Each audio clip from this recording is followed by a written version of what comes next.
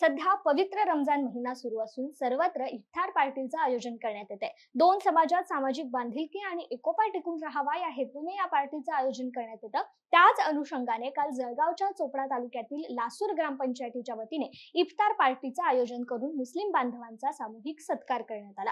या प्रसंगी चोपडा ग्रामीण पोलीस ठाण्याचे पोलीस निरीक्षक कावेरी कमलाकर, सरपंच नर्मदाबाई भिल्ल, उपसरपंच अनिल पाटील यांच्यासह गावातील विविध संस्थांचे पदाधिकारी मोठ्या संख्येने उपस्थित होते। या पवित्र अशा सणाच्या या इफ्तार पार्टीच्या निमित्तानं आपल्या ग्रामीण पोलीस स्टेशनच्या पीआय आदरणीय कमलाकरजी मॅडम, त्यांचा सर्व संपूर्ण स्टॉफ आणि आपल्या गावातून साऱ्या स्तरातून सारे मान्यवर आपल्या मुस्लिम बांधवांच्या या पवित्र अशा रमजान महिन्याच्या रोजाच्या उपवास त्यांचा असतो, याच्यामध्ये सारे अतिशय आत्मीयतेनं या ठिकाणी सहभागी झाले। हा जो उपवास असतो मुस्लिम बांधवांचा, खरं म्हणजे प्रार्थना परमेश्वर एकच असतो, फक्त प्रार्थना ही वेगळ्या वेगळ्या पद्धतीने परमेश्वरापर्यंत पोहोचवली जाते। मुस्लिम बांधवांचा हा रमजान महिना असतो, आपल्या हिंदू बांधवांच्या याच्यातून आपण श्रावण मास पाळत असतो, ख्रिश्चन धर्मीय लोकांच्या नाताळ असतो।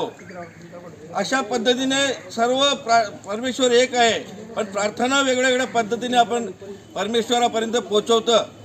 आणि आपल्या गावाची जी परंपरा आहे की हिंदू मुस्लिम बांधव एका सोबत राहून आणि अतिशय गुण्यागोविंदानं आतापर्यंत खूप वर्षानुवर्ष चालत आलेली परंपरा, खरं म्हणजे मी सरपंच असताना ही इफ्तार पार्टीचा आपण पायंडा सुरू केला आणि तो आजपर्यंत अखंडित आपण चालू ठेवलेला आहे गावाने।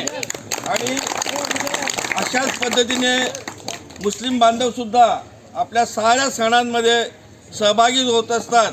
आणि जे आपल्या गावाचं जे नातं आहे आणि जी परंपरा आपण आजपर्यंत दोघं धर्मियांकडून समाजाकडून टिकून ठेवलेली आहे, तो एक खास करून मोठा आदर्श आपण सर्व याच्यासमोर ठेवतो।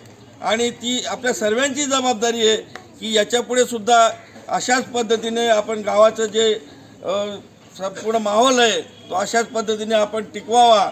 आणि पुनश्च एकदा मी आपल्या या अतिशय पवित्र अशा उपवासाच्या निमित्त आमच्या साऱ्या बांधवांच्या वतीने आपणा सर्वांना खूप खूप शुभेच्छा देतो। परमेश्वर आपल्या साऱ्या मनोकामना या प्रार्थनेच्या निमित्तानं